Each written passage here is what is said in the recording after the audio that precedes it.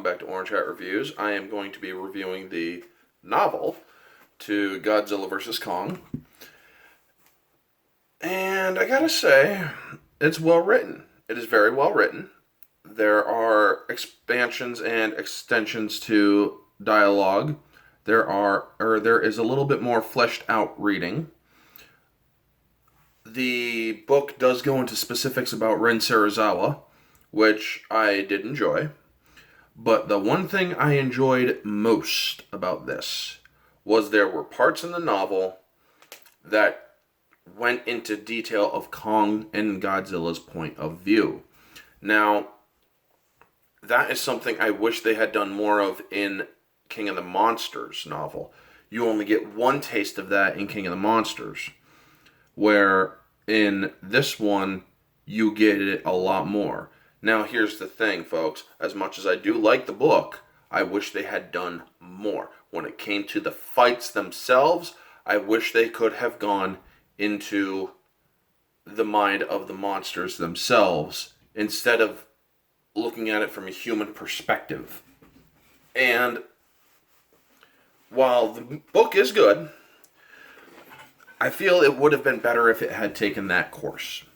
Also, there is a reference that there are two Titan skulls being used to work Mechagodzilla.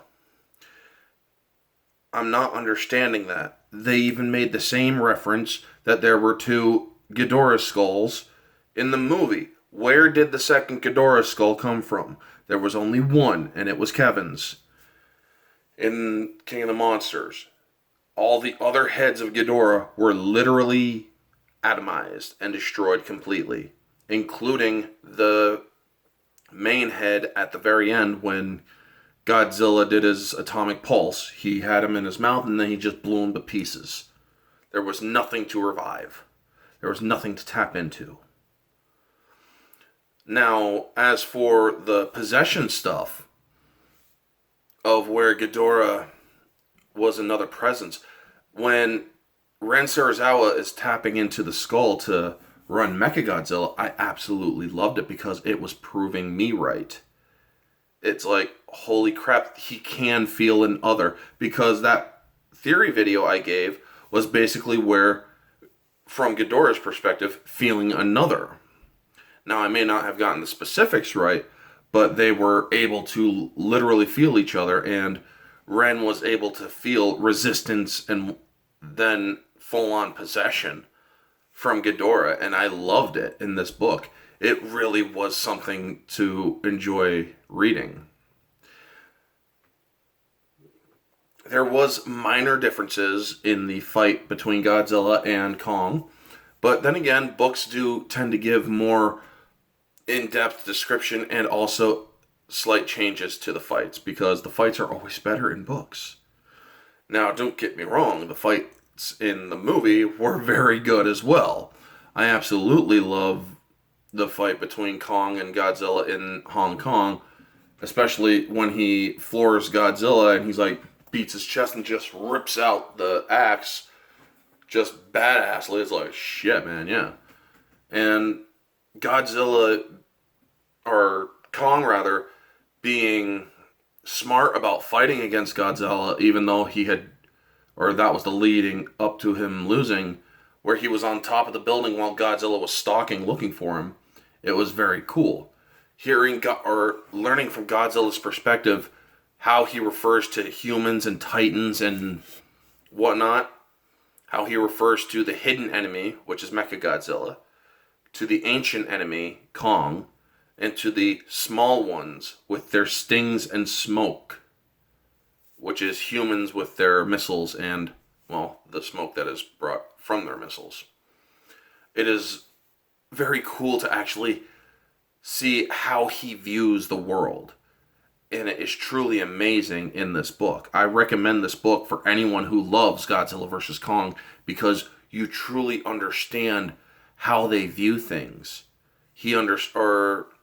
You see how Kong views Gia, and how Gia views the world and others, and Kong as well.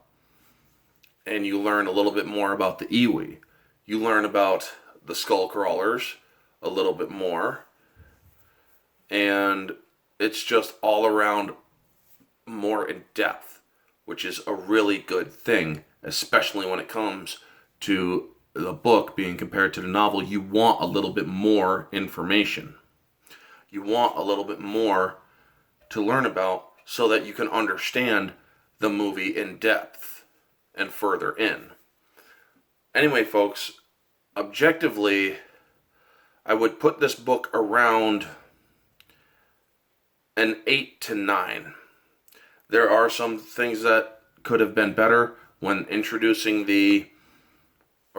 by introducing the monster point of views, and by having the monsters at the forefront in the book or in the movies. They should have really had the monsters in the forefront from their point of view in the book as well. And hopefully there is an alternate form where they do go into further in depth with the fights, but from the monster's perspective.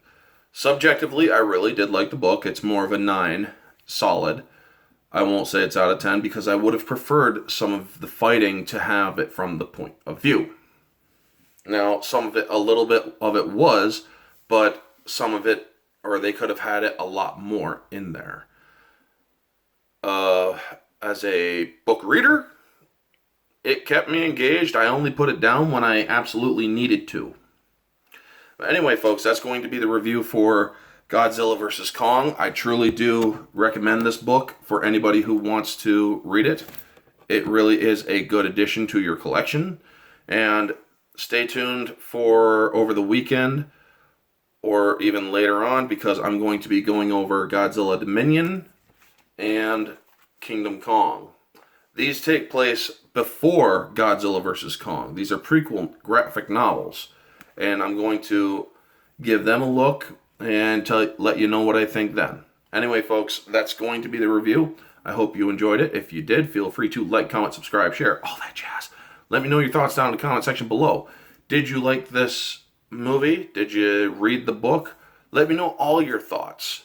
Anyway, folks, this has been Orange Hat Reviews. Stay humble and stay tuned for tonight for the live stream for War of the Planet of the Apes discussion. Anyway, folks, take it easy.